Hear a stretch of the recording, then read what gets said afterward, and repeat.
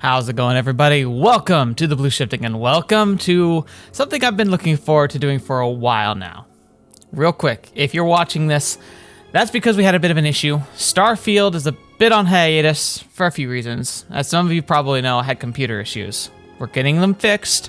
I'm functional, but Starfield has not been working right. I can play the game technically, but when I try to record, the computer just gives up the ghost. It can't handle it, even with the fixes. We're getting a new computer, so we're going to be rolling right into that series pretty soon. So I thought, with the permission of the patrons, since this is their technically their day, their voting day, we're going to move forward with a shorter series that I've been teasing for a little while now. Welcome to Knights of the Old Republic 2, the Sith Lords. It's one of the best games I've ever played. In fact, I played this game before I played KOTOR 1 because this one looked so cool, and I didn't have the chance to buy the first one until I had the chance to buy this one, so I went straight for it. Now, if you thought I knew a lot about KOTOR 1, that's nothing compared to how much I know about this game. I think I played through this game in high school 4 or 5 times, each time learning a bit more, to the point where my friend and I actually pooled some of our money together. We bought the game guide, the IGN, or maybe it wasn't IGN at the time, but it was publishers would usually get a walkthrough and make a big book about it. We bought that book so we could look at all the specs and all the interesting behind the scenes, hidden items and all of that. And not only did we use that to continue to get to know the game, but I actually learned a few things that weren't in the guide that I'm going to try and display to you today. But that's neither here nor there. There's one other thing you might notice. It says restoration content modification there on the screen of the main menu here, because some fans went back. There were some files of partially completed work, but when Obsidian was publishing this game, they had to be horrifically rushed. It's very similar to the publication issues that they ran into when they were making, because at the time they also published Fallout New Vegas, and New Vegas was also horrifically rushed, and yet they still made a fantastic game. Knights of the Old Republic 2, same thing. They were rushed to make a significantly great game, but there was some stuff that they were going to implement, but never quite made it.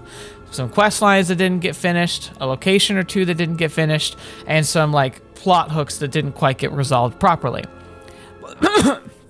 But we're changing that, because some fans got together, listened to some of the original creators for the game, found some of the partial files, kind of patched it all up together. We get an approximation of what the game was supposed to be, with completed encounters and completed activities that we can do, and we're going to explore that. I have explored this patch before. It was a couple years ago, but yeah, I think it's been updated since then, so there might be even stuff I haven't seen in modifications yet, and maybe it's fixed some of the glitches. I'm not too sure. There's a cheeky one I'm going to try right at the beginning that if it still works, it literally breaks the entire rest of the game in one of the most hilarious ways. But we'll get to that when we get to it. The long intro's over. We're going to be jumping into this game, and we're going to start with a character creation. So, we first get to start by making a character. Now, unlike KOTOR, which started you off as being kind of a grunt, where you'd be like a smuggler, a soldier, or a scout, which were essentially, just combat roles that you would pick as your class until you became a Jedi. Of course, Killy the Bid, our character, didn't become a Jedi. He refused and rejected the ways of the Jedi, just kind of placated them, and then learned and mastered the ways of the blasters and killed Malak with guns. It was great. But this time, we're doing something different. In fact, we're doing something opposite. Last time, we did the uncivilized run. This time, we're doing the very civilized run.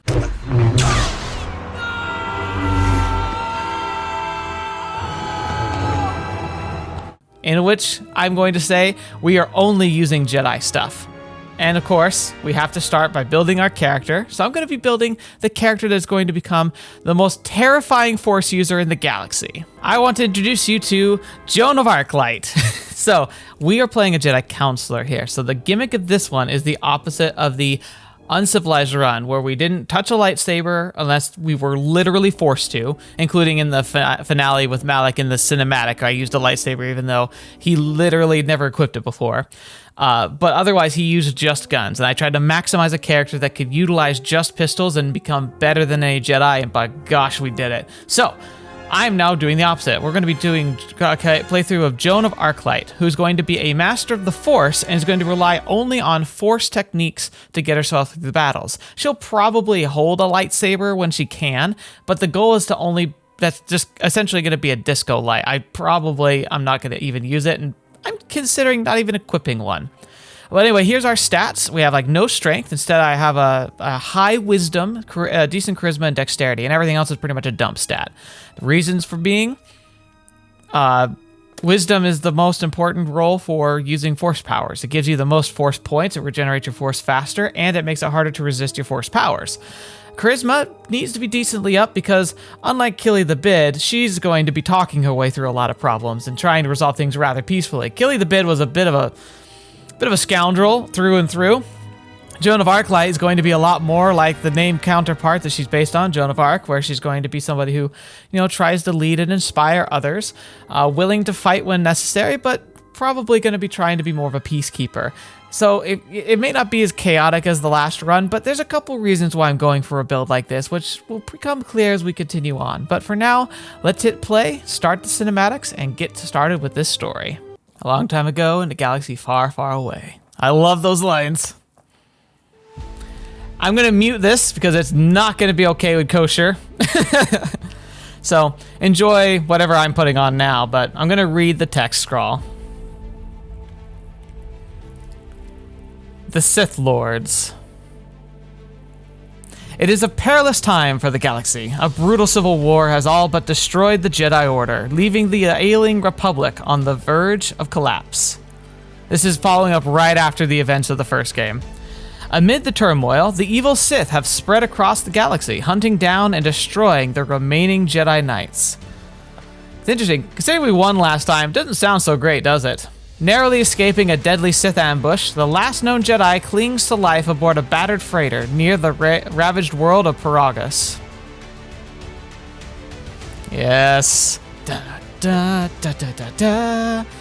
This is going to be great, and one of the coolest things about this series is actually going to be if you are following a lot of modern Star Wars canon lore, like some of the newer shows that are coming out in our established canon, there are actually going to be places, battles, locations, battles, and characters even that are going to be mentioned in and part of the story of Knights of the Republic 2 that are being canonized by modern shows like the Ahsoka show, the Clone Wars, and Rebels TV shows.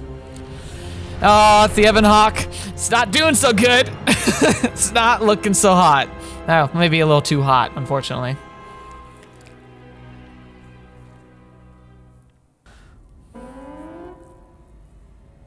Hyperdrive offline. Yeah, looks like the Ebon Hawk's seen better days. We literally crashed it on a planet, with no power, and it didn't look this rough.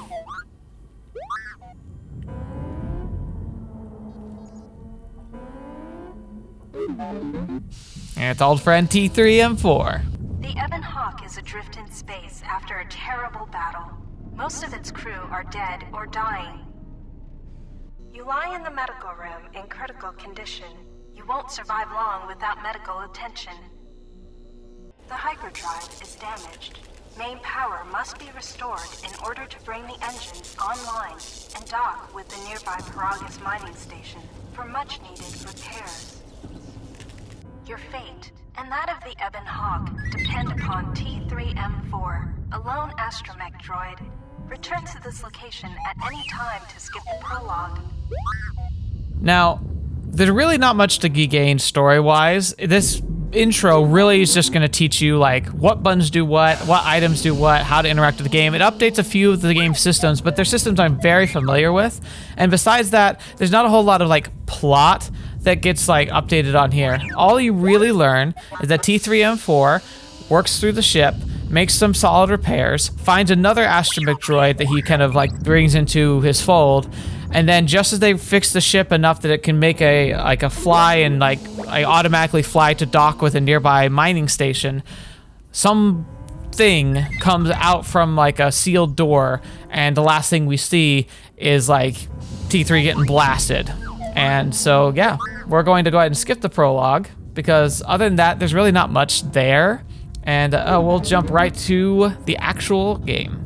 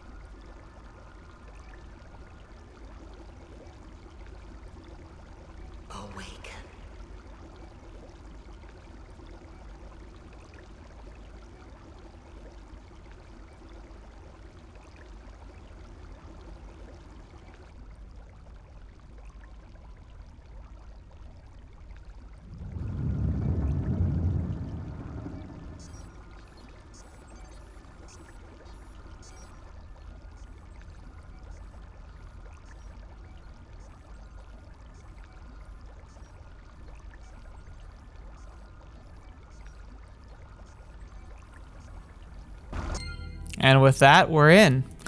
Now, I didn't pop in for all of that for a specific reason. This is a pretty solid masterclass on how to set a tone. Everything about this entire intro sequence is ominous, filled with potential death, and we wake up by ourselves in a medical bay we're gonna find surrounded by corpses. Yeah, it's a great way to start. A lot of people actually hate this part of the game because Peragus is one of the most brutal tutorials you'll ever find in an RPG.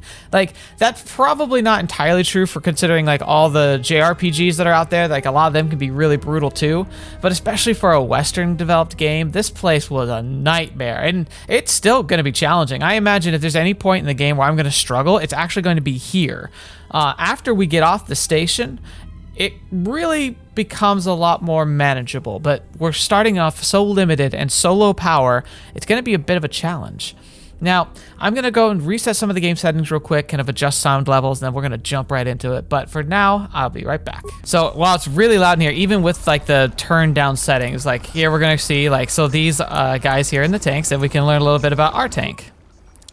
This is the KOTOR tank you emerged from. Do you wish to heal yourself? Oh, this is the healing station. No, we'll leave it alone. There are things we get to learn about this place too. This is like the loudest like room. There's gonna be a constant rumble, and I'm gonna see, actually, maybe I can still adjust that because it feels like it's really still loud. Nice, okay. So something happened right here that's very interesting. Now, we're gonna see if it holds true, but I just unlocked this storage gate. Now, this is technically a multi-stage thing where you can also unlock it by pushing a button on that computer. You don't even have to do anything to the computer, really. You could just go in and push a button.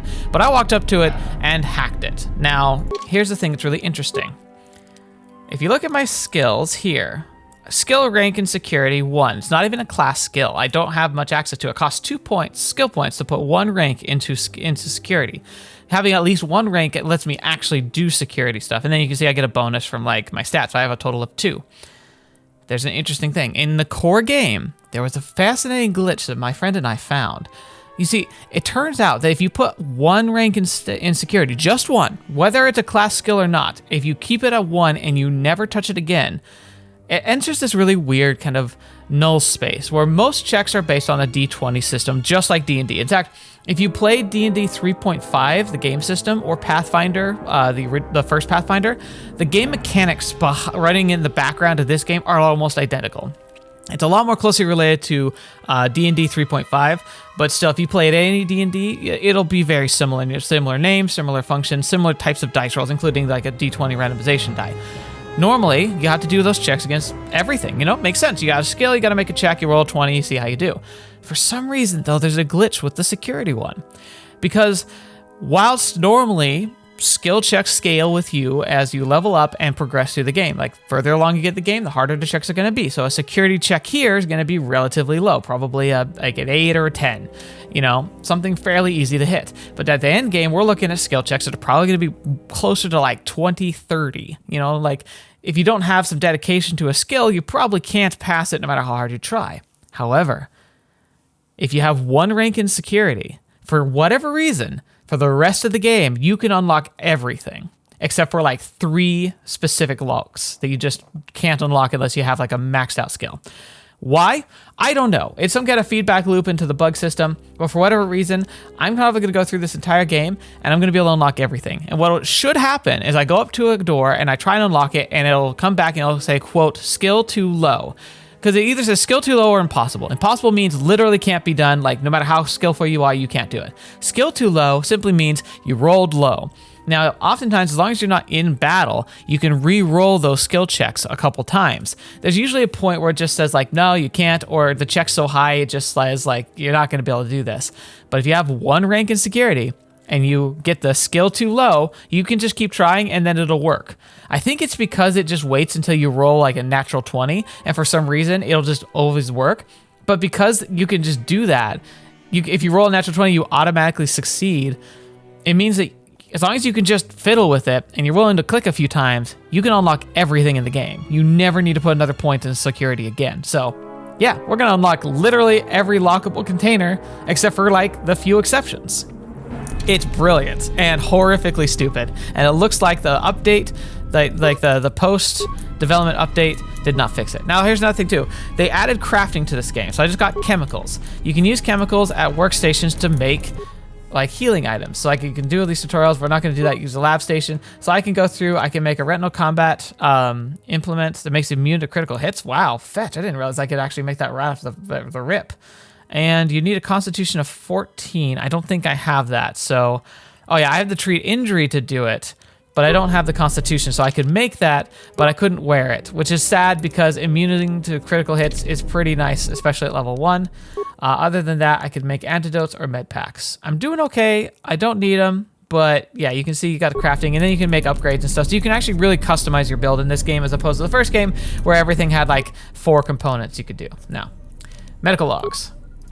Still examining the survivors of the damaged freighter. Looks like it goes by the name of the Ebon Hawk. Only one survivor, placed in the KOTOR tank for recovery. The carbon scoring on the vessel suggests it was in a battle, but no indication of who fired on it. Couldn't get much from the Nava computer. I'm surprised the ship was able to make it inside the Peragus asteroid field without the asteroid drift charts. Aside from the lone survivor, we recovered an old woman. No life signs. There was also a protocol droid and a utility droid on board. Sent both down to maintenance while security sorts through the other items on the ship. It looks like the utility droid, a T3 unit, was able to get the ship working enough to get to the colony. We're prepared to... So, we've learned a few things there. We were recovered, a dead old woman, and 2 droids. One was a T3, we know who that is, but the other droid was a protocol droid, which is something we didn't really come across when you play the prologue, so a little something suspect there. Now, so that was on 2:53:12, so this one, next one log is 2 days later, or no, 3 days later. Could be a Jedi, but we won't know for sure until we get the transmission back from the Republic. If the survivor is a Jedi, that would account for the recovery rate. But I'm more concerned that a Jedi here may cause trouble. Some of the miners, especially KOTOR, are already another accident today. A detonation in the ventilation tunnels. If the lockdown measures hadn't activated, the whole facility would have been destroyed. Got most of the injured to the KOTOR tanks in time, but the rest had to go to the morgue. One of the wounded said a droid caused the accident, but we couldn't get any specifics. There's another thing. Now we're on the Peragus mining facility. We're going to learn more about that, but essentially, it's a fuel harvesting platform.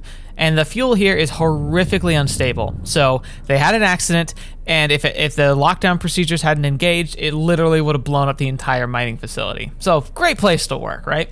Now, finally, we got access log 253-18, which it says up in the top. This is 1 day ago, so literally within the last 12 to 24 hours. Miners about the Jedi. A number of the droids have been acting oddly, and not even memory wipes seem to be fixing the problem. There was a detonation in another one of the fuel vents the droids were working in. We deactivated several of them and moved them down to maintenance, but we're still treating the plasma burns. That cuts us down to almost half shifts, and with the droids malfunctioning, we may not make the Telos shipment for this month. Fortunately, the detonation didn't cause a lockdown. Warning, there has been a fuel detonation in the mining tunnels. Emergency lockdown commencing. All personnel report to quarters and prepare for emergency venting countermeasures. No! If the ventilation systems are malfunctioning, evacuate the medical bay. Everyone evacuate.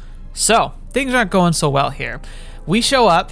Somehow they've decided they've learned we're a Jedi, and there's a lot of like discourse about that.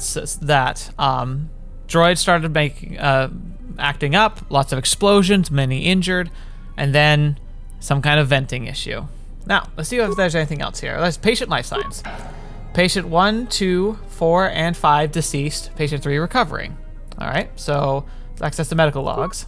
Oh, no, not that one. Patient life signs, patient treatment.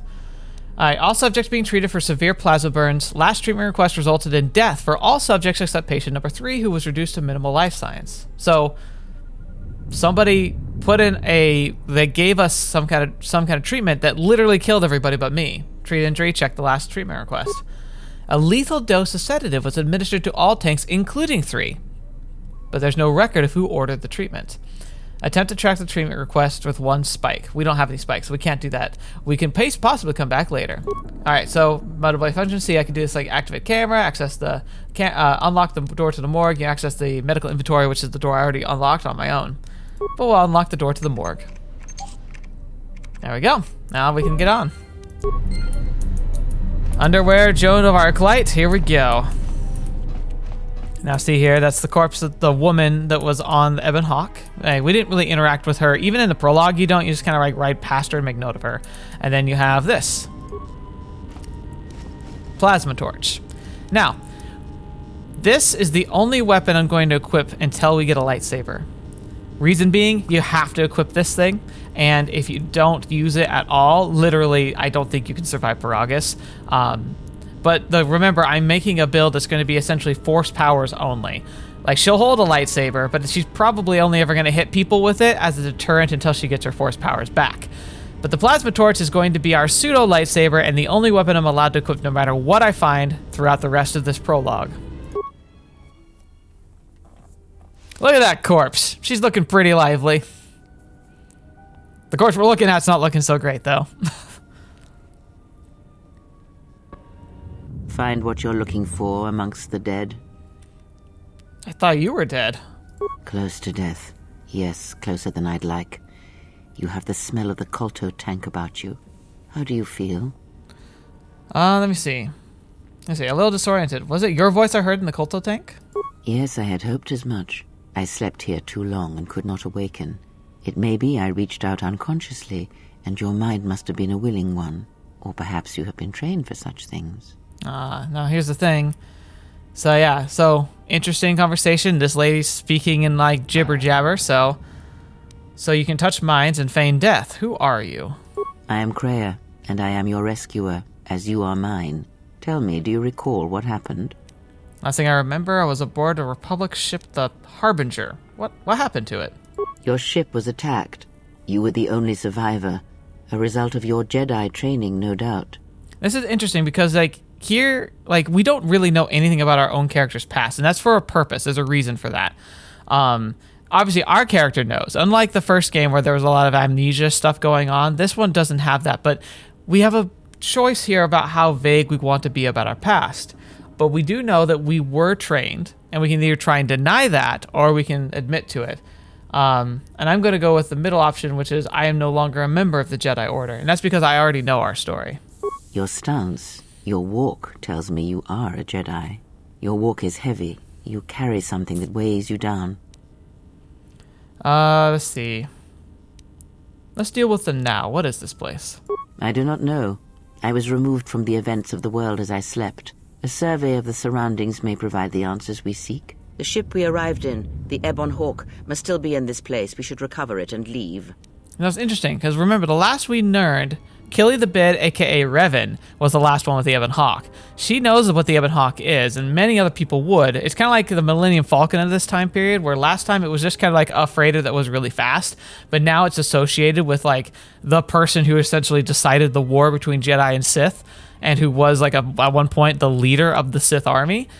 And so the name that the Ebon Hawk would be well known, and she's very familiar with the fact that it is the Ebon Hawk, not just another freighter that looks like it. So there's something interesting there. Why do we need to leave? We were attacked once, and I fear our attackers will not give up the hunt so easily. Without transport, weapons, and information, they will find us easy prey indeed. All right, so Persuade, Awareness, these are different checks we can do in another Hawk. So, let's talk with Persuade. Are you sure there's nothing else you can tell me about this place? Even as I slept, I felt much unrest here. I saw strange visions, minds colored with fear. Now, everything here feels terribly silent. A last word of caution. I would find out as much as you can about this place quickly. I fear we will need to depart as suddenly as we arrived. So, she's literally I felt pain, suffering, fear, and now it's quiet, insanely quiet. That's part of what makes it so freaking eerie. It's all right, let's see, there's gotta be someone left alive around here. You may wish to extend your search to some clothes, if only for proper first impressions. Well, unless you're donating, I don't really have a choice in that matter. All right, the patients in the medical bay were killed by a lethal dose of sedatives. Any idea how that might have happened? I do not know. Why did they spare you? They didn't. I got the same dose, but survived. Indeed, a Jedi trance could protect one from such poisons. In fact, the sedatives may have been intended to keep you unconscious for some time. It would prove lethal to those untrained in such techniques, however. Most curious. So if that theory is true, that means that whoever administered the dosage knew we were a Jedi, or at least were really confident in that fact, and purposely gave us a dose that would knock out a Jedi and prove lethal to other people. So they for some reason they wanted to keep us alive, or it was a mistake. And they were quite willing to kill anyone who was in their way or interfering with whatever plan they had. Either way, dangerous. You seem to know a lot about Jedi techniques. And so do you. Perhaps we could discuss it at length later on. Now we have other concerns, among them finding our new enemy. Fair point. I'll return to make sure you're all right. I leave you to the explorations of this place. Here I will remain and attempt to center myself. All right. Now, Wakili the Bid was very selfish. I kind of role-played a specific thing for him. He was just strictly for profit, willing to do whatever it took most of the time, but didn't like enslavement and people being entrapped. So he was he kind of walked the line between good and evil. Joan of Arclight is most likely going to be very light side. I'm still going to be playing the role of the character, so we're going to develop her kind of character and her path as we go, but just understand that the path and of her being a Jedi-like character who wants to be a peacemaker and someone who wants to resolve things without violence and typically doesn't and looks down on the use of weapons. That's going to translate into probably a very positive light side playthrough. And that's good for a lot of reasons we'll get into in the future.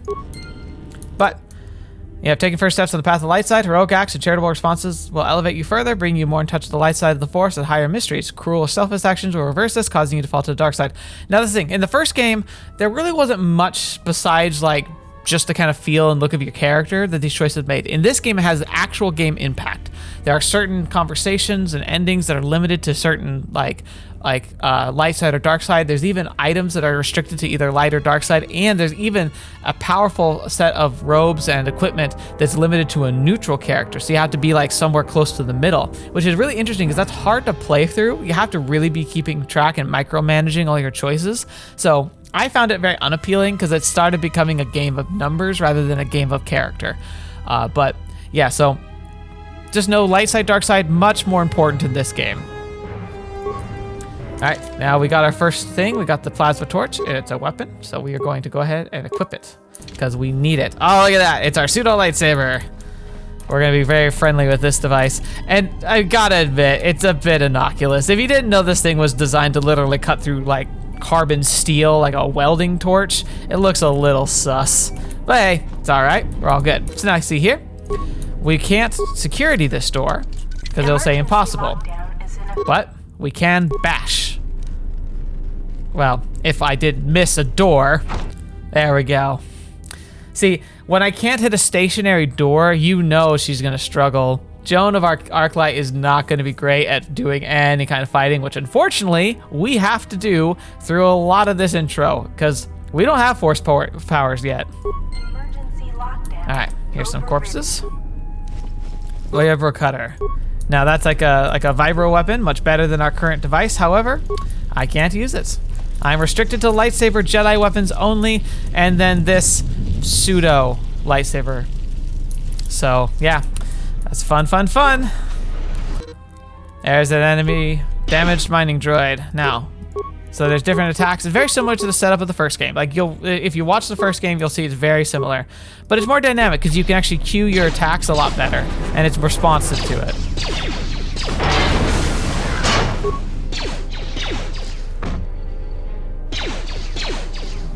There. Nope, not yet. Alright, so see, that's a good example of combat. Now, I'm gonna probably skip most combats. Maybe I'll show the introduction of some of the combats, but ultimately, we're gonna skip most of that and most of the traveling because that's not really as important. We're gonna focus on story, characters. So, you'll probably see me skipping around a lot in this video, but that's okay, especially for this beginning. This is the exit, but it is sealed. Strange. In my visions, it was open. Okay, so Krea's here. Krea? There's only silence. Try to find some way to open the hatch. It's an odd that this emergency hatch hasn't opened. Considering the circumstances, there must be a way to open it if you could get it to an access terminal. So, this is just an emergency hatch that leads us to where we want to go, but not quite ready yet. we're going to learn a bit more about what's been happening on Peragus. Is this thing on? All right, all hands, especially you, KOTOR, listen up, because I'm not going to say this again. The next one of you Juma heads to try and smuggle a blaster, or so help me, any sort of military-grade frag weapons into my facility is going to take a long walk out the airlock. Why? Because in case you forgot, Peragian fuel explodes at high temperatures. That's what blasted that chunk out of Peragus 2 and created this asteroid field. So if I catch any of you with anything other than sonic charges or mining lasers, I'll burn you and your contract. Security out. That was the safety hollow orientation. So yeah, Peragian fuel, very, very explosive. And like when we came in, we saw like a planet with a big chunk missing out of it. Yeah, sometime in the past, like the fact that the planet was just saturated with this fuel and something happened, maybe an asteroid collision, maybe a mining accident, it essentially exploding the planet's core and making a big asteroid field. And now we're here mining that asteroid field, so real safe. And according to one of the miners, it was because one of the sonic charges went off prematurely. And like before, it was one set by a mining droid. The three idiots were grouped so close to the charge it might as well have been a grenade going off. The blast turned their bones to dust. The blast wrecked the internal components of the droid that set the charge, though, so we can't even dissect it to see what happened. I don't like what's going on here. Ever since that Jedi showed up, things are getting worse. It's not just KOTOR and his miners, or the fights, but now the droids are acting crazy. If we don't find what's causing this, or who, this facility's gonna be space dust by the time the next Telos freighter arrives. So yeah, all's not right in paradise here. So that was just accident report logs, but there's more coming. So, you're in maintenance. Then maybe you can tell me what's going on with these droids. Sir, I don't know. It's like their behavior cores are undergoing binary decay, but I can't find the source. This shouldn't be happening. Well, that's reassuring. It isn't happening. So the next time we nearly have a breach in the ventilation tunnels, I could just close my eyes and pretend it's my imagination. You better give me some answers. I want to know the damage these droids can do if they start mining us instead of asteroid rock. Sir, these droids aren't combat models. Their mining lasers are weaker and less accurate than blasters. I doubt those droids could even hit one of us. Are you blind? What about the miners in Medbay? It's sabotage, and it started right after the commander said we weren't going to sell the Jedi to the exchange. So I want you to find out how these droids are being sabotaged. That'll tell me who's trying to clear a path to get that Jedi off the facility and stop him. In the meantime, make sure the security's armed with all the ion and sonic charges you can find.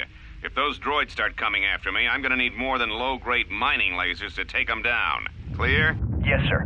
Maintenance control out. Idiot. Alright, so, updates there. Paranoid security leader, that's why we're at his terminal now, if that hasn't made obvious. And it looks like the droids were really acting up. He's really worried, and apparently they wanted to sell us as a Jedi to the exchange. And the exchange was kind of like a very they were like smugglers and very like corrupt corporation. They were doing the slave trade in the first game, so not great people. And now apparently they're dealing in Jedi. Doesn't sound very positive for us. I installed an override switch to shut down any droids on this level, just in case someone locks me out of the administration console. As added insurance, I tied the override switch into the circuit to the holding cell door. It'll make sure it can only be opened if all droids in the level are shut down. I doubt KOTOR or any of his men have the skill to pull off something like this, but I'm not taking any chances while we're sitting in the middle of this asteroid minefield. Whoever's responsible won't be able to have the droids rescue him after I lock him up. Nothing will cut through that door. He'll be trapped. Okay, so he's made it so that like security doors can't open unless all the droids are disabled. That'll be important. Security storage room inventory. I secured the stealth field generator inside one of the footlockers in the security storage room. If I have the specs right, the interface field should be effective against the droid's sensors. All I need to do is equip the belt, and some skill with stealth in order to use it. As long as I don't get too close to the droids, they shouldn't detect me. If any more droids start malfunctioning, the belt should buy me enough time to get to the override switch I set up in the communications blister console. I'd rather shut them down than destroy them. I want to find out how these droids are being sabotaged. Maybe even turn them against whoever's sabotaging them. All right, so he has a stealth field generator, probably specifically in the next room, and if I can get to the console inside that room, I can manually shut off all the droids. So, time for us to proceed. Now, I'm going to tell you this right now, that I'm going to actively go and kill all the droids on the main floor rather than just switching them off. Because if you switch them off, you don't get an experience for it. And I need every ounce of experience I'm going to be able to get. And speaking of which, I'm going to go ahead and save here because I need to be careful. And I don't want to have to redo a whole bunch of stuff if I can help it. Be careful. There is much energy in the room beyond, yet it stems from nothing that lives. She's just hanging out in the morgue. Okay, what? Can you not sense them? Reach out. Cast aside your sight. Cast aside what you see, and instead reach out with your perceptions. Ah, you can feel them.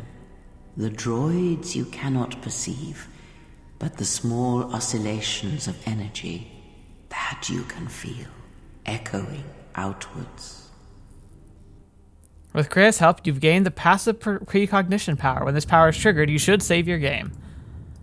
Essentially, it kind of gives you a foresight. It happens maybe 4 times in the game, but you'll get like just a brief glimpse of like, oh, there's something ahead, and it's like, get ready for a boss fight or something. Ah, you hear Cray, I'm in the middle of something! It is faint, but it is there. Feels strange, like the sedatives are wearing off. It is the Force you feel. It has not been so long as for you to forget. I think it's because I leveled up. So, yeah. Not sure I'm pretty sure I'm going to be in a bit of trouble once this cutscene ends. But it doesn't feel like it did. It feels like it's coming from across a great distance. Do not turn away from it. Listen. Feel it echoing within you. Come. I shall guide you down the familiar paths. You will need it if we are to survive and escape this place. Gaining experience will slowly reestablish your connection to the Force. Going to level up screen and choose your Force abilities. There we go. But I first need to not die.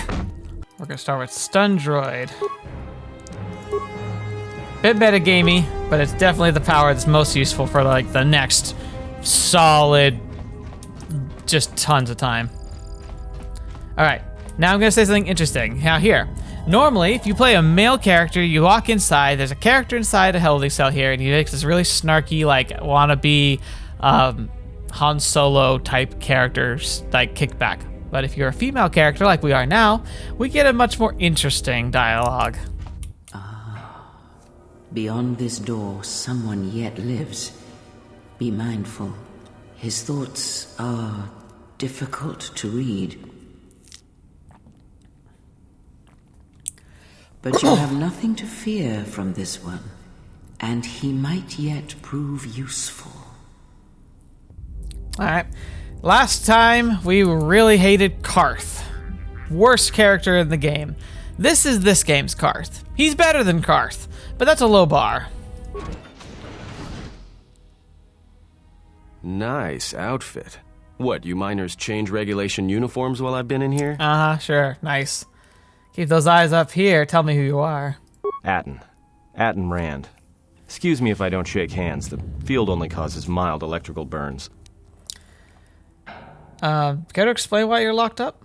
Security claimed I violated some trumped-up regulation or another. Take it up with them if you want. But they stopped listening to me shortly before they stopped feeding me. Now that's criminal. What is this place? Oh, you mean you didn't come here on purpose? I'm shocked. I really am. This slice of paradise is the Peragus mining facility, the only supplier of shipping-grade engine fuel to this corner of the galaxy. Peragus fuel plays havoc with engines, but it gets the job done. As long as you don't mind the toxic byproducts and trying to mine it without blowing yourself up. So, it's cheap fuel. Blow yourself up? Yeah, this asteroid belt is one giant minefield. One proton torpedo, even a stray blaster shot, can start an explosion that'll make the one that shattered Peragus 2 look like a kid's pop detonator. How big of an explosion are we talking? You know the planet with the exposed core you saw flying in? That hole was caused by the first mining station that tried to siphon fuel off the planet. Blew a whole chunk out of the planet and set it drifting out here in a big clump of fuel-cooled asteroids.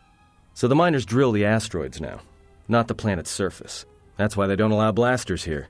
Can't trust a miner jumped up on Juma Juice not to fire one stray shot that'll turn the entire colony into a thermal detonator. The facility is deserted. What happened? You mean before or after that Jedi showed up? Either way, it's a real short story. You see, this Jedi shows up, and you know what that means. Where there's one Jedi, the Republic will soon be crawling up your ion engine in no time. But the story gets better. See, some of the miners get it into their ferrocrete skulls that since the Jedi's unconscious, they can collect the bounty the exchange has posted for live Jedi. Well, what passes for the law here didn't like that idea. So the two groups started fighting. Then there was some big explosion. I was sitting here for a long time. Then you showed up in your underwear and things got a lot better. Oh, gosh. There's a bounty on captured Jedi? Why? Don't know much about it. Maybe the exchange wants one as a trophy, or somebody's got something against Jedi and is looking to collect. Not many Jedi left. Wouldn't surprise me if the bounty's pretty high. You know, considering what we did on Kashyyyk, maybe killing the bid is a big part of that problem. I mean, Jay, what happened to them? Like, literally, like, we've been, like, away, so we really don't know what's happened in the past decade. The ones that weren't killed in the Jedi Civil War ended up switching off the lightsabers long ago. Word is there's not even a Jedi Council anymore, but who knows? I heard rumors of a war, but a war between Jedi? Yeah, Revan, Malak, and the Jedi that went to join them in the Mandalorian Wars. They turned against the other Jedi and had a scrap that almost laid waste to the galaxy. Where have you been? I've been away since the Mandalorian Wars. Well, I wasn't there, but like all Sith, Revan and Malak turned on each other. After they turned on the Jedi, of course. Let's see. So, like, this is where you kind of set the stage for, like, the post-game. So, you either choose, the rumors I heard said Revan defeated Malak and then went to Korriban to unite the Sith against the Republic. That's if you went the dark route. Or, I was led to believe that Revan saved the Jedi and the Republic. That's if you went the light route. And if you say I couldn't care less, it just defaults, I think, to the bad ending. But, you know, while Killy the Bid did not walk the light or dark side paths, we did get the specific ending where he specifically, if I remember correctly, we executed Bastila and we took out Malak, but that became, like, to the benefit of the Republic. Like, the Republic won that fight. I guess. There's rumors all over space about it. All I heard was Revan returned to pay Malak back for trying to kill her in the first place. You know, women. It's interesting, too, because, like, the game tries to default Revan to be a woman, but the canon made Revan the male. In fact, it's interesting because the Revan protagonist, like, established in canon was male, and then the main character of this game is canon established female. So we're technically following canon with our playthroughs. I like to think that it's the way that, you know, Disney would like it. Disney would like Revan to be Killy the Bid, and that we're currently playing, like, the next heroine of the story. How long have you been in that cage? Revan was a man, not a woman. Maybe you're right. Maybe I just hoped Revan was a woman. So, enough history. Let me ask you something else. Look, not like your half-naked interrogation isn't a personal fantasy of mine, but... Adam, hey, come wait on. a minute. You're that Jedi the miners were talking about. Where is everybody? I don't know. The facility seems abandoned. Well, the miners can't all be gone. But if they are... Look, hey, let me out and I can help you. I can. I've gotten out of trouble countless times. I love that line delivery. He's like, wait, the miners are gone. I'm not in trouble anymore. Hey, come on. You can let me out, right? Like, we're friends. I can help you. Tell me your plan. We can go from there. This facility isn't a military installation, which means we may have a chance. You shut down the cell security field and I can reroute the emergency system so we can get to the hangars. We grab a ship and then we fly out of here. One thing first. The patients in the medical bay were killed with a lethal dose of sedative. Do you know anything about that? Huh? What are you talking about? Never mind, just checking. So you done interrogating me, or are we going to work together and try to get out of this mess? So there's a lot of different types of answers you can give here, but I'm going to go with... let's see. All right, I'll let you out. I mean... What's the point of not? Like, at this point, it's just us in our underwear. I'll take anybody who will help. Great. Now to business. Let's get to the command console. All right, let's go.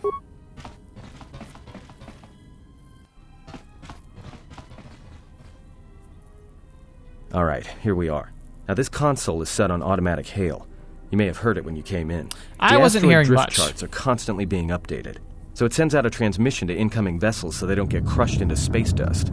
The hail warns them to keep their distance until orbital drift charts are transmitted, and then provides docking instructions to incoming ships, usually freighters. Thing is, you can bounce that same transmission back to the comm here, and suddenly you've got access to the communication system from the inside. Pure pizzazz. The console's ours. Now, all we need to do is reactivate the turbo lifts, cancel the emergency lockdown. Hey! Sounds like you're about to tell me something I don't want to hear. This system's been severed from the main hub, after it was locked down from remote. You can't even reroute the system, it's been cut clean. That wouldn't be standard procedure in an emergency lockdown. No. Someone tried to lock down this whole level tight, and leave us here. Trapped. There must be some way we can end the lockdown from here. Actually, no. Is there anything else we can do with the console? I doubt it. All we have is communications back. For all the good trying to shout in a vacuum will do us. Can we contact the miners? We could try. But if the miners were trying to trap you up here and probably kill you, why not call them and chat? I don't think a friendly call is going to wake them up. I mean, maybe there's something logged in the terminal that can give us some answers. Be my guest. Not much else we can do. The comm's all yours. Alright, so we're going to do a little bit more investigating. What secrets do you have? Alright, so 253. This again, so it's following the same pattern. 3 days, 2 days, 1 day ago. So like, we've been tracking a lot of logs that kind of follow that pattern of 3 days ago, probably around the time when we arrived at the station. 2 days ago, when trouble really started getting weird. 1 day ago, when crap hit the fan. Tracked the freighter in. Was lucky it wasn't destroyed when it drifted into the asteroid field. Not much on board. One damaged droid, one annoying protocol droid, and a lot of bodies. Sent the survivor to medical and the others to the morgue. Didn't recognize the ship's ID code, so we transmitted it to the Republic for some answers. Questioned the protocol droid about what happened. Says his master, the survivor, I guess, was on the Republic ship the Harbinger when it suffered an engine failure. He says the survivor was a passenger on the vessel and a Jedi. If so, that's gonna mean true. So, the protocol droid knew who we were and knew that we were on the ship the Harbinger, which we confirmed in our own backstory initially that is exactly where we were. We were on a Republic transport ship being sent back for some reason. But now things went real dark. Inventoried the bodies and cargo. Everything matches the protocol droid's story. The T3 droid had seized up, so we left it in storage in standby mode. Don't know what code will access it. It could be it's voice activated for all we know. We put the protocol droid to work in maintenance, sorting the mining droid comm routines and updating the recognition sensors. And to shut him up. When the survivor recovers, hopefully we can get him off this station before there's a trouble between the work shifts. Word of the Jedi leaked out and the miners aren't sure what to do with her. Quarter's mining crew wanted us to collect the creds for the bounty the Exchange has on Jedi, but I put a stop to that. We're contacting Telos to get the Republic records on the Jedi, but nobody will know word from the Republic. But I've sent out a broadcom transmission for records on this Ebon Hawk. One of the miners said it used to be a smuggling vessel. Accidents are making the miners restless. The droid behavior course must be undergoing some kind of binary decay. 2 miners were drilled by a droid's mining laser, and those blasts in the ventilation tunnels nearly caused the whole facility to blow. Jeez, rough. Like that's the first time we've got the confirmation that the droids actively started attacking the miners. Imagine it was with mining lasers, but imagine if somebody came at you with a jackhammer. I mean, I imagine it'd be about the same level of destruction. All right, access the comm system. All right, dormitories. No response. Hangar Bay 25. You access Hangar Bay 25. There's a series of low-pitched whistles and beeps. Sounds as if there's a utility droid on the other end. Can you read me? Yay, T3! Are you operational? He's a lot more animated in this one. They gave him much better voice lines. He's a lot more like R2-D2, where in the first game, he pretty much just kind of bit boop, boop, boop, and then was done. You barely interacted with him. In this game, he's got a personality. We're trapped in the administration level. Can you unlock the turbo lifts? There must be is there some other way out of here besides the turbo lifts? Well, I'd rather risk it than being trapped up here. So, whatever we're about to do doesn't sound very safe. Welcome to T3. We are now a droid. So I'm going to equip him with some of the gear we've been picking up and finding. I'm going to start looting some of these boxes, and we're going to get ourselves all set to try and release us from the administration level. All right, here we are. And we pan up. Look at that. The Ebon Hawk. It's looking a lot better than last time. Like, it was rough last time. Now it's looking pretty solid. We'll find out a bit more about that in a little bit as well. Replace parts. Need to find parts. Alright, now we've made our way down, fighting some mining droids. We're gonna head down into this portion in the fuel depot, where we're gonna find some, potentially, we need parts to repair some of the components to access the computers. Alright, datapad, Peragus droid survey. Alright. So, purged the fuel lines. I found 3 sonic charges attached inside. I checked the work logs. The only droids have been in the area. Tried to contact security as soon as I found the explosives, but I can't seem to get a signal through.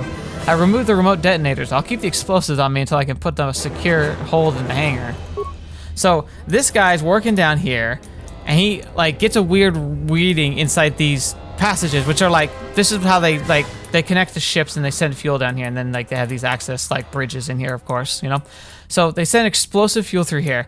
He got an alert. He opened it up. There was a bomb inside the fuel line. He's like, why are these in here? And he took them out and tried to contact people, but communications have been cut.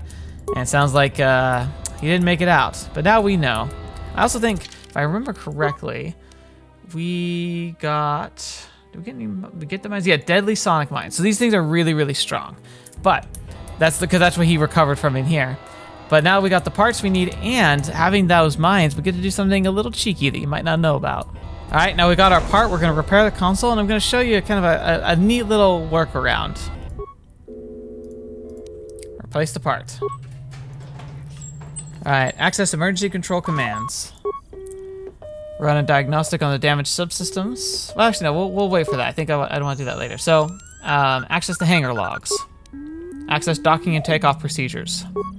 All incoming and outgoing freighters need orbital drift charts transmitted from Peragus in order to navigate the asteroid field surrounding the mining colony. Without it, any vessel entering or leaving Peragus is in danger of being destroyed in the asteroid field. Transmit the drift charts to the Ebon Hawk navicomputer.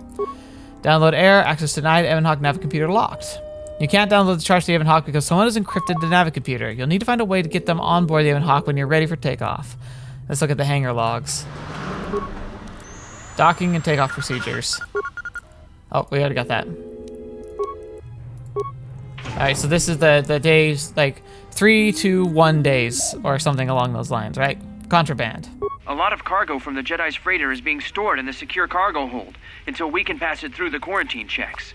And as requested, all the programming spikes the security officers wanted confiscated have been stored there as well, to prevent further system compromises. The secure cargo hold should be safe enough. If anybody wants to break into it, they'd have to blow it open with explosives. Alright, so there's a secure kind of storage area. You need explosive to get into it. They're locked down tight. And it has stuff from the ship on it. Remember that, but let's jump back into the plot. Who ordered the mining droids to repair that Jedi's freighter? I come in here off the work shift and 3 of them are repairing the port stabilizers? Did I miss something? Is somebody planning a trip? Because orders were that the hangar was to be locked down ever since that Jedi arrived. I don't know what maintenance is up to, but you can't just commission droids for repairs, especially with half the work shifts in medbay. Those droids are needed to repair the ventilation tunnels before gas builds up to terminal levels. It's not like that ship can go anywhere anyway. Even if it had the asteroid orbital drift charts, the navicomputer's been voice-locked. You'd need the access code to get it spaceworthy. Considering this latest droid commission breach, I'm putting the droids in this section under the control of the current dock officer. If anyone sends commands to the mining droids outside this terminal, I'll be forced to enact full override.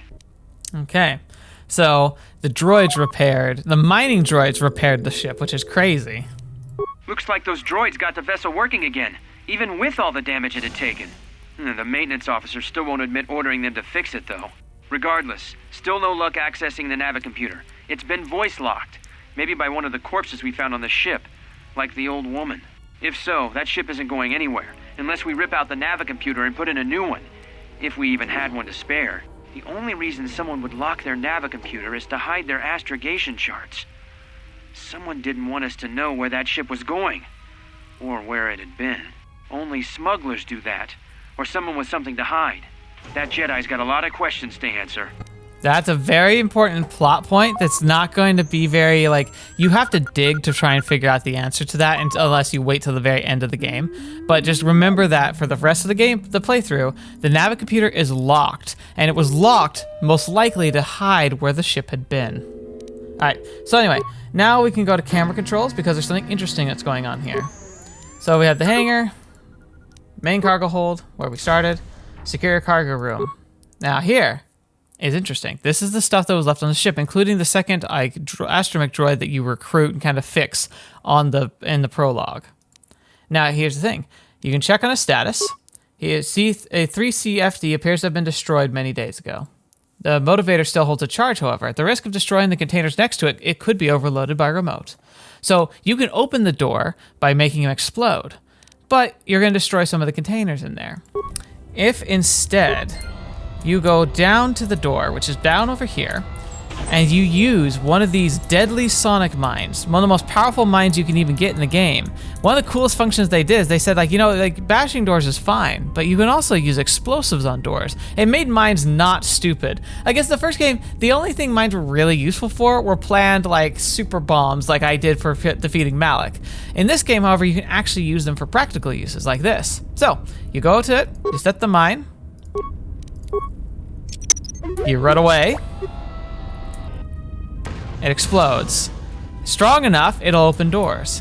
And so since we didn't bring them up, we can access these 3 storage units. Normally you can only get the one in the back. What's cool is that you get interesting gear if you manage this workaround, which is something you don't get directions to. You have to be paying attention to the game mechanics really thoroughly. It's honestly something I didn't pick up until I played through it a couple times.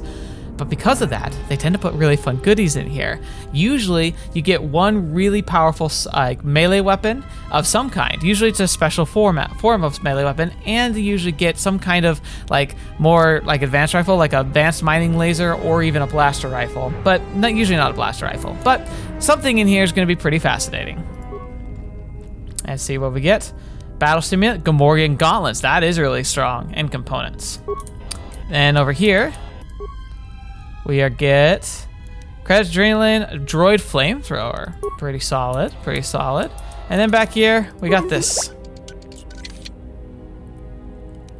Chemicals, credits, and spikes. Now spikes we need for the mission. Like, we have to get to those spikes in order to continue and progress the game.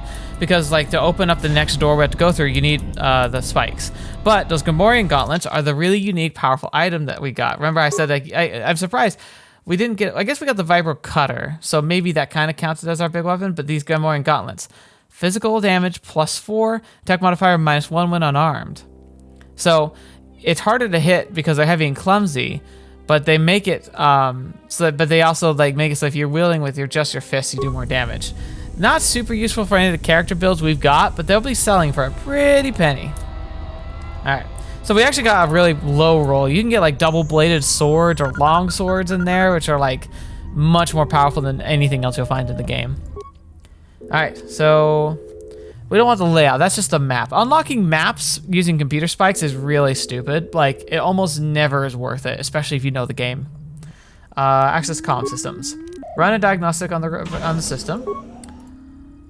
Signaling unit destroyed comm system from hangar inoperative. Looks like communication was purposely burned out with a mining laser. Even if you had the parts, you don't think you could contact the administration level from this computer. Access emergency control.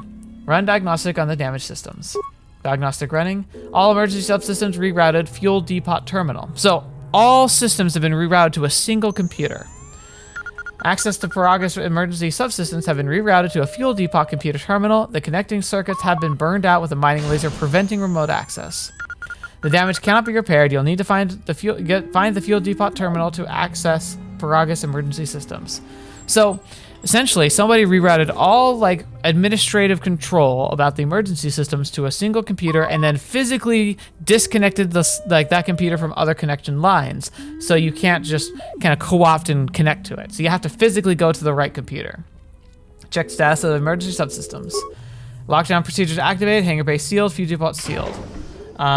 We can open the blast door to the hangar or open to the fuel depot. If we try to do the hangar, it'll say failure, conduit removed, so it doesn't use the spike. Open the blast door to the fuel depot. Opens the door. Now we can progress into to try and find the necessary computer.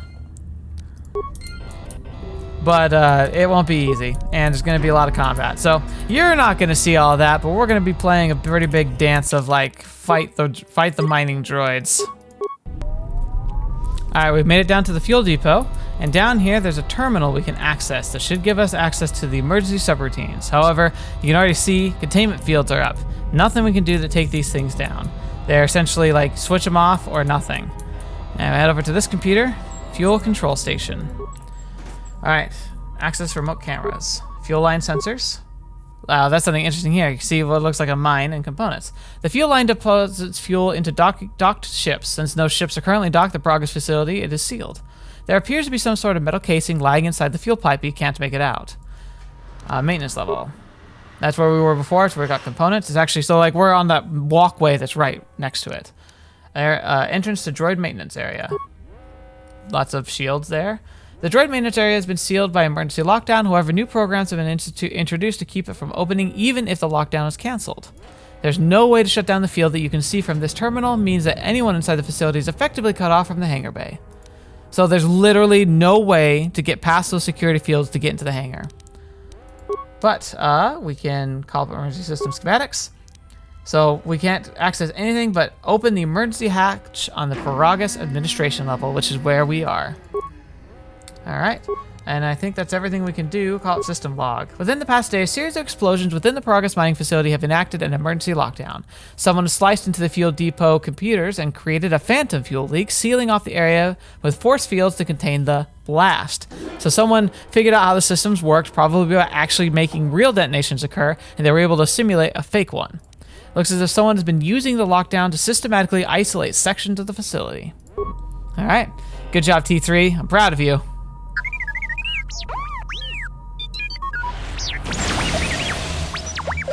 He didn't deserve that. So, how long have you been a Jedi? Must be tough. You know, no family, no husband. Are you no tougher than enduring your false sympathy while you're staring at my chest. Hey, I wasn't trying to... Beeping from console. There we go. There's the door. Hey, what do you know? A little cargo cylinder came through. Looks like it, but it's strange he didn't contact us on the comm. If he got the turbo lifts working, then we should have a clear run to the hangar. The turbo lifts are locked down manually. I had him open an emergency hatch. Wait. Don't tell me you're taking that hatch down into the mining tunnels. Are you? That explosion I heard came from below.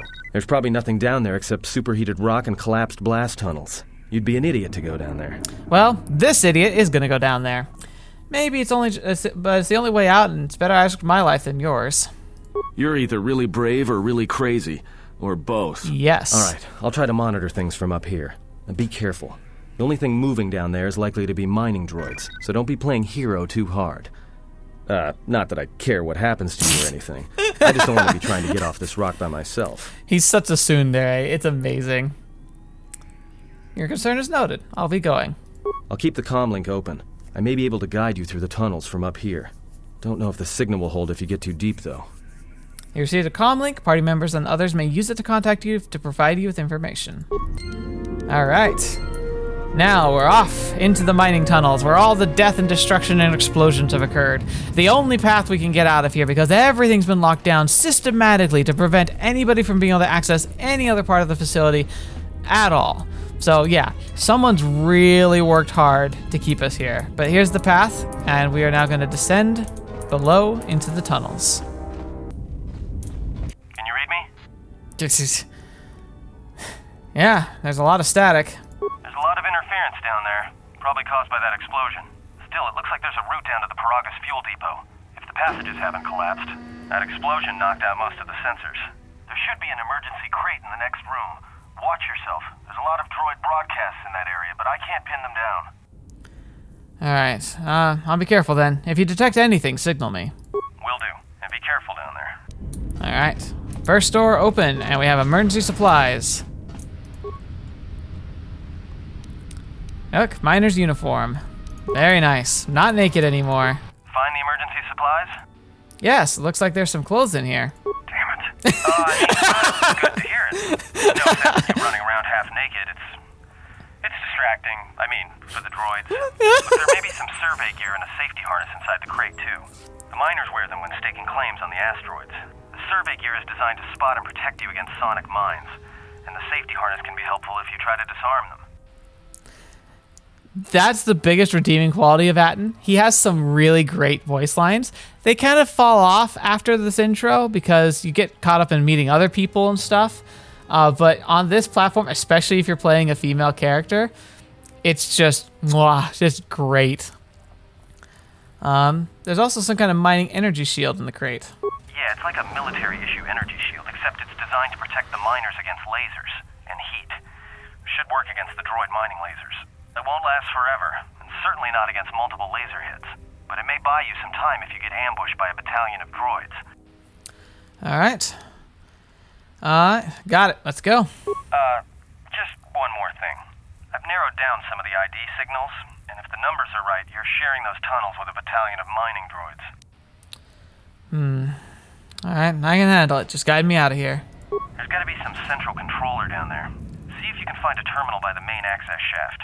That'd be governing intelligence. All right. Hey, here, get some components, and let's get dressed. Doing good. Look at that. Look at us. We're a miner now. That sounds weird, actually. We're like working in the mines, not underaged. Atton's really gonna be super weird if he's making those kinds of advances. Okay. Time to fight some droids. Oh, let me put on a shield first. You're getting close to something big. I think it's the main ventilation shaft. If so, the central droid controller should be somewhere nearby. Keep an eye out for it. I'm picking up a lot of droids. If you still have a mining energy shield, I'd equip it and switch it on. Sounds good. Alright, let's see. Not just mining droids down here, there's sensor balls too. Sensor? It must be maintenance drones. Watch out. Those little pests will try to repair the mining droids if you don't gun them down first. Still, it's odd they're still active after the explosion. They don't have the same shielding as the mining droids. Be careful of those droids. I don't like this. Understood? I'll call it out. So now it's going to be interesting because I've got a few things to fight in here, and then I get to make some interesting choices. Alright, so there's some interesting things here. First off, let's see if I can open this. Yep, there we go. It's supposed to be a hard one to open, but I opened it.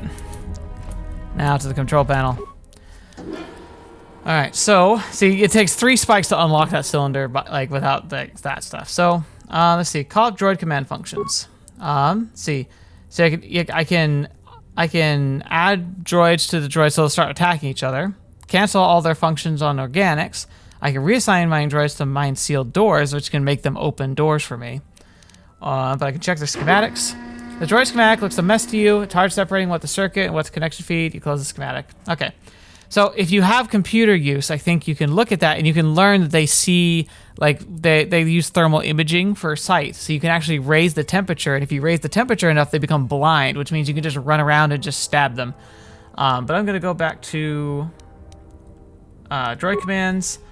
I think what I'm going to do is I'm going to ask the droids to start attacking each other, and I can clean them up. That way I get the experience. Because when bad guys kill other bad guys, you still get the XP.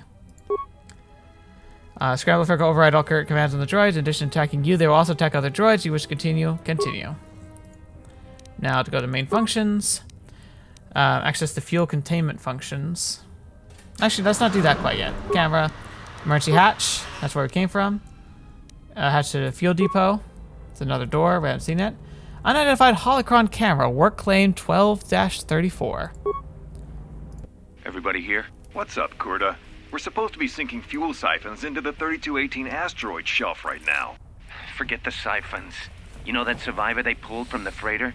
One of the miners said they served with her on Malachor 5. Malachor 5? So she's one of the survivors. Or worse, a Mandalorian. So what? Not a survivor, idiot. She's one of the Jedi from Malachor 5. If she's one of the Jedi, hell, we can't have her walking around here. Well, I don't know what she'll do. I thought all the Jedi were wiped out in the Civil War, weren't they? Guess they missed one. But it gets better. I did some checking, and that bounty on Nar Shaddaa is still live. What? You want to sell the Jedi to the exchange? Corda, have you been chewing spice? Look, you know You how want big drugs? that bounty is? That Jedi's our ticket off this rock. Corda, there's no way the officers will go for that. They'll lock us up for sure. Then we'll improvise. So Corda was absolutely trying to scheme to get us out and to get a bounty on us. All right, return to main functions. I'm not gonna open, like, I can shut down the containment fields to leave, but I'm not gonna do that quite yet. See, those droids are now gonna start targeting each other. See, XP, XP, XP. Those are droids shooting at each other. And if these droids see each other, they should start shooting at each other as well. Yeah, I'm picking up some strange readings. What are you doing down there? I don't know. Walking around trying not to die. What kind of readings? The containment fields in the mining tunnels are shutting down. You need to get out of there before they vent fuel to the surface of the asteroid through the tunnels. Great. How much time do I have? I may be able to keep it contained until you get the turbo lift to the fuel depot, but not for much longer. I'm locking down the turbo lift to the administration section now to keep the blast from spreading. If you've got anything left to do down there, make it quick, because where you are is going to get real hot real soon. So, turned out shutting off those fields that let me walk through here has cascaded into an actual explosion, so we gotta go. Hey, bro. Listen, I need you to get out of my way. Shank. Now, it seems rather calm, right? Check out what happens when we get to the top of this elevator.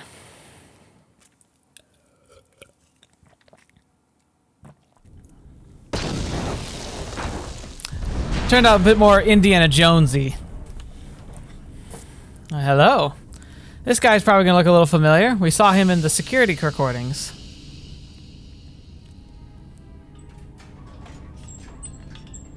Ah, there he is. Greeting. It is a pleasure to see you alive, Master, provided my receptors are not off focus. How may I be of assistance? Now we know what this guy's based off of, the best character of the first game. Let's see. How do you know me? I'm not your master. Answer. I am a survivor of the Harbinger, just as you were, Master. With the unexpected termination of my previous master, you are the only organic which I may now serve. That's convenient. Who was your previous master? Answer. The captain of the Harbinger, Master. I was in transit to Telos to facilitate communications and terminate hostilities. However, we did not arrive at our intended destination. What happened? Irritated answer. Oh, Master, it is such a long, dull story, and not terribly relevant to our current situation. Why don't you tell me anyway? Hesitant explanation. That has been the subject of considerable discussion since our arrival here, Master. Many have attempted to claim you and this unit as salvage. I was crudely interrogated concerning our brief history together on board the Harbinger, before its communications, weapons, and engines suffered the cascade failure that disabled the ship. How come I don't remember any of this? Speculation. It is possible you were incapacitated and locked in the well-shielded cargo compartment as the Harbinger was being systematically crippled, Master. That seems obviously convenient. Incapacitated. Clarification. Yes, Master. No doubt the flurry of destruction on board the Harbinger somehow drugged you into a stupor from which you could not awaken. Most curious. Apparently the chaos on board the ship was so chaotic, you tripped and fell on drugs. What do you mean drugged? Placation. Merely a turn of phrase, Master. The implication that your state was due to the result of ingesting large quantities of Juma juice was unintentional. No, so not drugs, it was alcohol. That you were somehow rendered unconscious before you were locked securely in the cargo hold. Can you explain how I was locked in the cargo hold? Clarification. By locked, I meant sealed, Master. My vocabulator seems to be malfunctioning. Uh-huh, sure. What happened next? Recitation. Following the unusual set of coincidences that led to the cascade failure in the Harbinger's systems, we were boarded by a small freighter with unknown ID codes. It appeared that this freighter had been attacked, and the captain wanted to study it. This freighter appeared to be still spaceworthy. Your cargo compartment was breached, and you were taken on board the freighter shortly before the Harbinger's systems began to go critical. I, too, managed to board the freighter before the Harbinger's destruction. We were most fortunate to have survived, Master. Any idea what had attacked the small freighter? Evaluation. Master, I do not know. Judging from the damage, it had been attacked by a much larger vessel. And when it attempted to escape the Harbinger with you on board, it was fired on again. Addendum. It does seem odd that such a small vessel has a high probability of attracting the attention of much larger vessels. Not a welcome trait in a freighter, to be sure. True. It used to be really good for smuggling. Now it's the opposite. It's just a big magnet for trouble. Very much like the Millennium Falcon. Alright, why would they take me aboard? Explanation. I believe it was a smuggler's vessel by the name of the Ebon Hawk. Speculation. As to its purpose, I do not know. Perhaps it was always its intention to play dead, then kidnap you off the Harbinger and rob me of my bounty. Bounty? Clarification. By bounty, I refer to your life, Master. It would pain me to see you damaged in any way. That is why the arrival of this Ebon Hawk caused me considerable distress. Uh-huh. I'll be going now. He wants me for a bounty. Doesn't sound very good. Alright, loot the maintenance chief. We're gonna move on. With the protocol droids' help, I finished work on the sonic imprint sensor. I've installed them in the mining droids, and I'm blocking the original here to prevent the other miners from using its ability to record and playback voices to override the droid's voice print protocols. Voice print, playback, being able to dupe. That seems of interest. I want to draw quick attention to where we are. We are now on the side of those 3 last shields that were like unable to be disarmed, and over there is where T3 was, which is actually why the map is partially uncovered.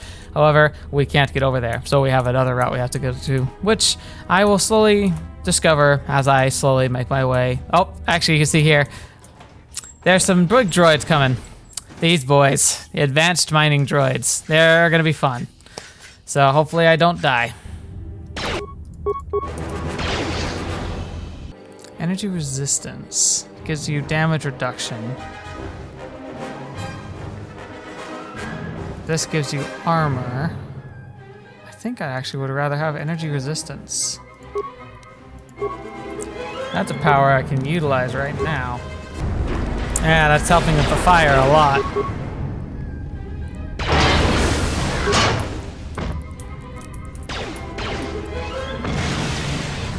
Whew. That energy resistance power came through clutch there. So it's damage reduction, so it just stops like the first 6, and then at the full level it stops the first 20 damage from any source really. I think except maybe like energy weapons, or melee weapons, but that doesn't even count lightsabers. Lightsabers are considered energy weapons, so. Oh no! Okay, these are mines. They explode. Okay, now let's look at some of this stuff. Access to maintenance logs. Oh, there's a lot of them. Buckle up, everyone. Sonic imprint sensor. The sensor should allow me to issue voice commands to them rather than manually adjusting their routine each time the mining specifications change. I've been keeping the sensor in the maintenance workshop for the time being. I wanted to test it first by recording and playing back some simple voice commands. Okay, so that's what the imprint... I think we picked that up. Ebon Hawk droids. Finished my examination of the droids from the Ebon Hawk freighter. The T3 unit looked like it had shut itself down. The protocol droid, however, made up for it. It talked my ear off for most of the hour, asking questions about the facility, the personnel, and so on. Still, it wanted to make itself useful, so I put it to work until its master wakes up from the med bay. It seems to have some skills in speaking to droid behavior cores, so... There's been some trouble with some of the mining droids, so I'm signing off. I mean, didn't it seem a little suspicious that, like, you get a random droid that wants to help, you get him to start working on mining droids, and then around that same time, the mining droids start acting differently? It doesn't help that we know that that droid looks a lot like an old assassin friend of ours. Been speaking to the protocol droid about the Jedi in Medbay. I thought they'd all gone away or been killed in the Jedi Civil War. The droid told me that his master's the only Jedi he knows of in all the galaxy, and that the Jedi had served in the Mandalorian Wars almost 10 years ago. That would have meant that the Jedi served under Revan for a time. Maybe the Jedi knows what happened to Revan after the end of the Jedi Civil War. Been too busy to enter a log for a while. There's been more and more accidents since that Jedi arrived. The miners are starting to get restless, especially Korta. Korta said the exchange is offering a huge bounty on Jedi Knights and that we can make a fortune if we sell the Jedi to Nar Shaddaa. Security shut down that idea pretty quick. But I don't think Korta and his men are gonna give up that easy. I mentioned the trouble to the Jedi's protocol droid, and he seemed concerned about his master's safety. I told the droid not to worry. The Korta wouldn't... Yeah, see, you start putting all these pieces together now. Korta apparently is, working against, wanting to, like, kind of get us off. It looks like he might have even resorted to the threats and potentially violence, which might explain some of the stuff that's been going on. But then the droids are going crazy. It all just kind of went belly up. With the protocol droid's help, I made some upgrades to the sonic imprint sensor, using some of the droid's vocabulator subroutines. In addition to its ability to store and record voices, it now has the droid's full array of alien languages, including Basic. Should prove useful as a portable translator. I tried to make sure the protocol unit got some credit for helping fashion it, but the droid refused, saying the work was reward enough. I was thinking of installing the prototype in one of the mining droids as a test, and see what happens. Alright, so voice print ID and voice print ID right here. When the dock officer reported the droids repairing the Ebon Hawk, I installed a voice print ID on the droid console system. Someone ordered them to repair that freighter, but I can't find a trace of the order anywhere. If anyone tries that again, they won't be able to do it from this terminal unless I let them. The voice print should cut any user off from the central functions unless I give the code. Okay. So he got suspicious. Remember, they were all blaming him for all that weird stuff. He had no idea. He was getting angry. The maintenance check on the droids didn't help. If anything, the accidents have increased. Security interrogated me about the droids and they weren't too happy with my answers. I don't understand it, though. These aren't combat models. They shouldn't even know how to attack. I can't help but think, what if somebody staged the initial trouble with the mining droids just to get them all sent to maintenance, and then did something to them? I think security's right. Someone's trying to sabotage this facility, and they're using the droids to do it. But why? Yeah, I think the biggest thing is, like, a lot of them were starting to catch on, but it looks like it just kind of all went too quick. Emergency subroutines. Check access in the fuel depot. Containment field active. Administration turbolift active. Emergency turbolift shut down. Airlock active. Okay. Check turbolift to administration. Access to fuel depot denied. So can't do that. Check the others. To the mining tunnels, it's deactivated. Check the others. Check the airlock. There's the airlock. Oh, the airlock. Access cameras. Maintenance field. Oh, there's no way to shut down the field. We already saw that. Oh, these are the same cameras we saw with the droid. Oh, hey, look! T3's in the tunnel with the mine now. The fuel line deposits fuel into the docked starships. Since there's no ships, it's sealed. Appears to be a damaged T3 unit dumped into the fuel line. Maybe your missing T3 unit, which we saw get essentially blown up. So, It's also some sort of metal case next to the T3. Can't make it out. Delivery dumped down there. Yeah, not good. Destroy the console. By the way, it's a little more forgiving in this one. In the last game, you destroyed a console and you were asked to set a timer. If you were standing next to it, you died. I think in this one, you destroy it immediately, but you don't die. Like, it's like, I think they just make the assumption to, like, why would you stand next to it if you destroyed it? Yeah, comm system. Run diagnostic. Comm system from fuel depot inoperative. Okay, log out. All right, well, we know about the sonic sensor, know about the voice imprints, and how it can lift the lockdown. Peragus administration level. Okay, so that can get us up to the administration level, which is good. I'm gonna pop over there real quick, actually. I should be able to talk to Atten, and maybe we can kind of consolidate the next action. What's up, Atten? Found anything? Found a talkative protocol droid down at the fuel depot. Yeah? Did you blow it up? No. Why would I do that? Because droids can't be trusted. Oh. And you can? Look, I could have let you rot in those mining tunnels, and all I get from you is backtalk. You know what? I don't trust you. For all I know, you could have caused all this trouble. In fact, you did just by being a Jedi. Cool. So before you start accusing me of anything, Jedi, maybe you better take a look at what you've done. All right. I'm sorry. Yishka. I'll return if I find anything. Well, that didn't go quite as I had hoped. Now, to the computer.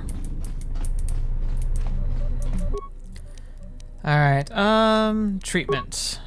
Check the list. Alright, attempt to track the treatment request with 1 spike. The treatment was administered by remote from another console within the facility, 34103. You cannot determine its location, but you would recognize the ID signature if you access the console.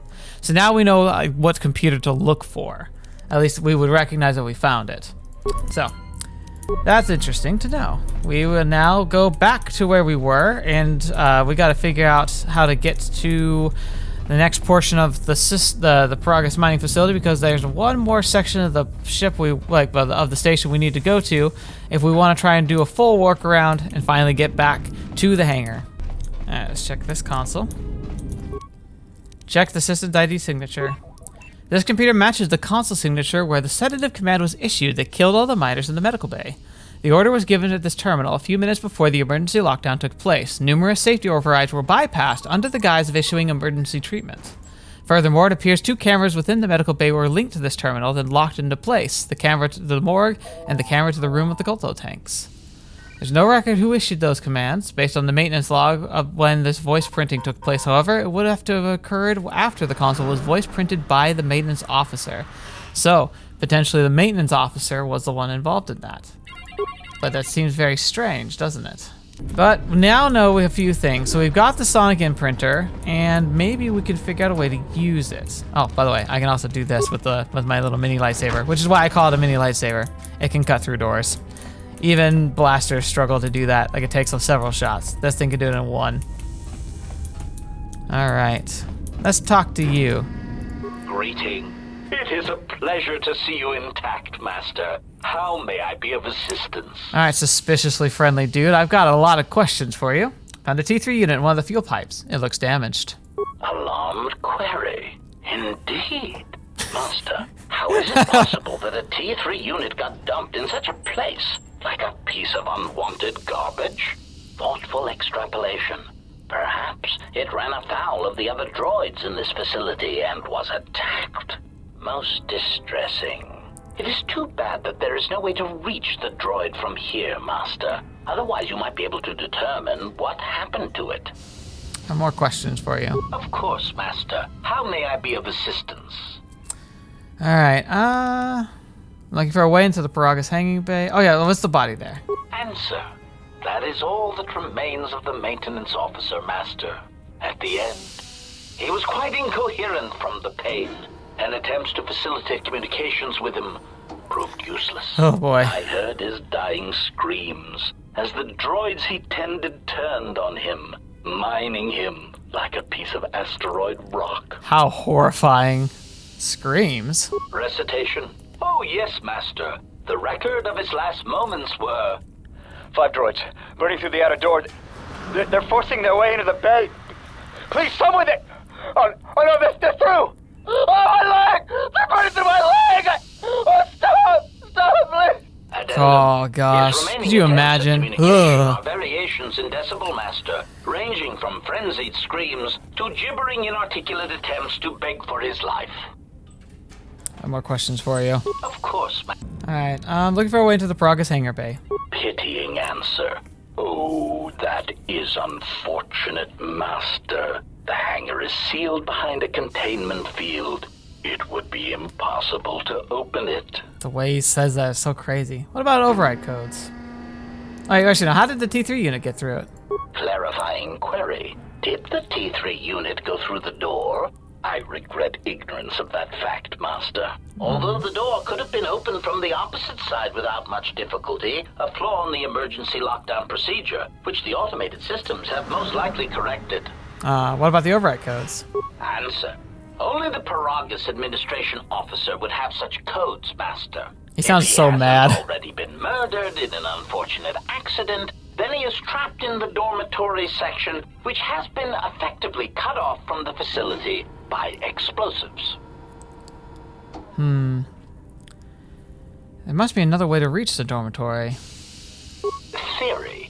You could walk across the surface of the asteroid to the dormitory airlock, but such a route would be extremely hazardous, and I do not wish to see you damaged. Those miners could be hurt or in danger. We need to make sure they're all right. Warning. Master, continued exploration of this facility may place you in unnecessary danger. I encourage you to return to the medical bay and wait for retrieval from a vessel that is no doubt on the way, even as we continue this pointless conversation. I'm gonna find those miners and you're gonna help me. Weary resignation. Very well, Master. But there is very little that I can do. You see, the airlock is sealed by a code. Alright, so how do I get the code to the airlock? Correction. Oh, I already possess the code, Master, but I am afraid that it will do you no good. Oh?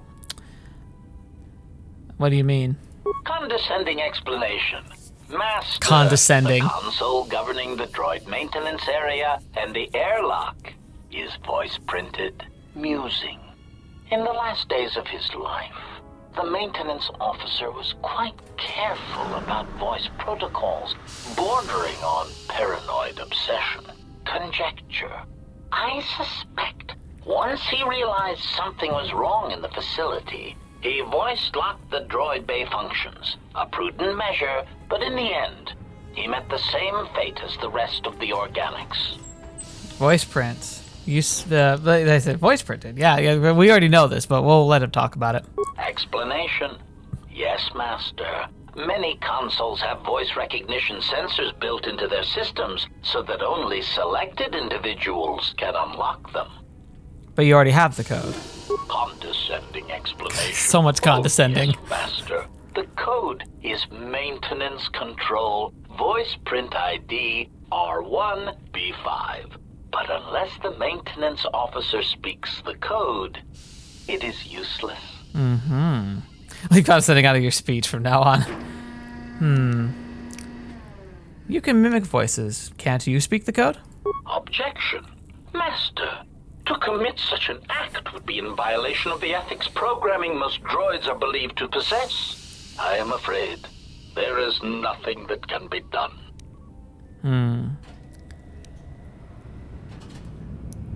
I see. Affecting mimic voice is pretty impressive. Would it sound like if you did speak the code to the console?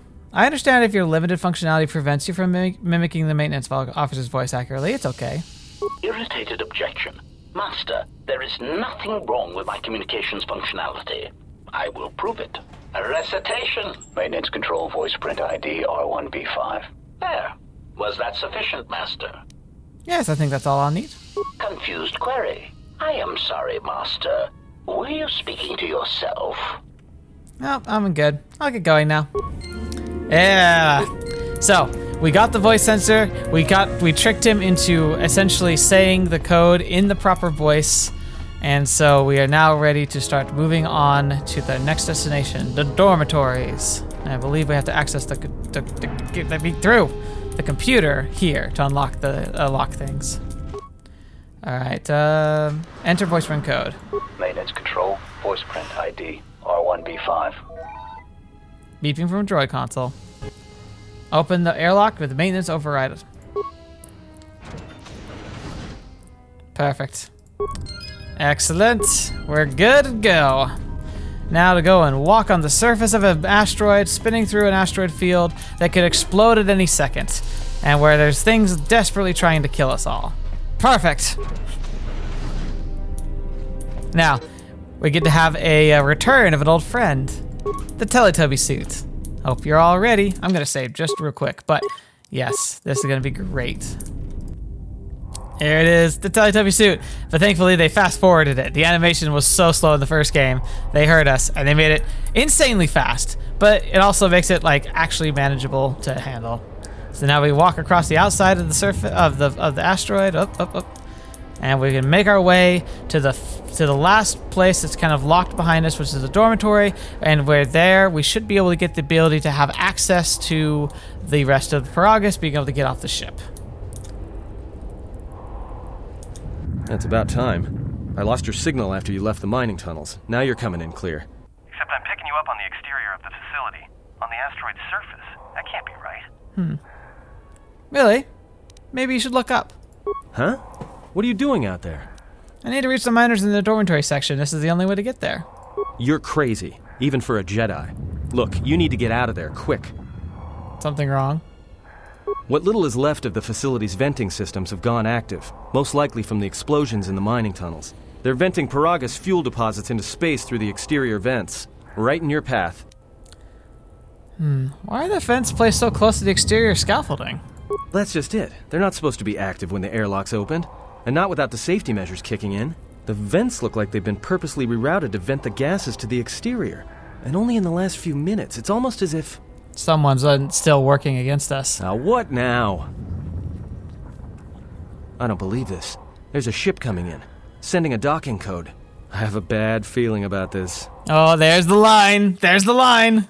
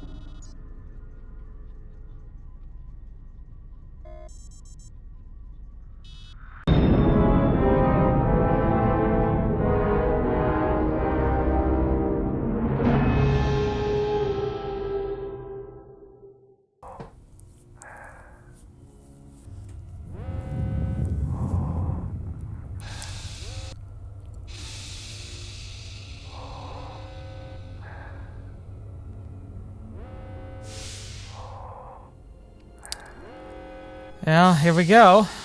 A ship showed up. That's great, right? Couldn't possibly make the situation worse. We're all alone on a space station where something or someone has been trying to kill us for the last several hours. There's a possible way this could get any worse when you add, a new thing to the situation. I do like how it takes the time to show us docking with the mining station.